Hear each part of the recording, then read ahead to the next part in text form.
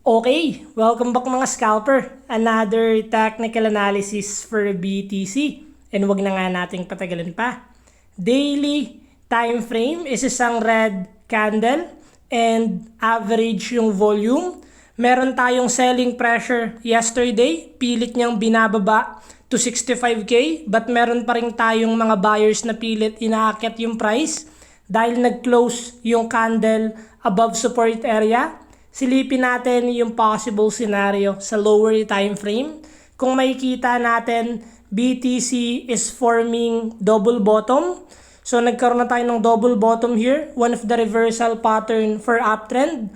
But kung makikita natin, meron tayong malaking green candle which is mga institutional entry, and currently possible nagpo-pullback yung market dahil pahina ng pahina yung volume.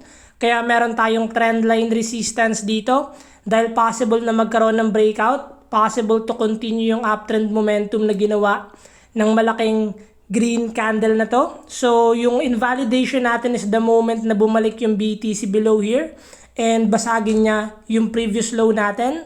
Dahil yesterday hindi binasag ni BTC yung previous low na 65k, meron pa rin sumalo dito and nag-bounce back. So good news na nagkaroon tayo ng double bottom and still nasa above pa rin tayo ng support area.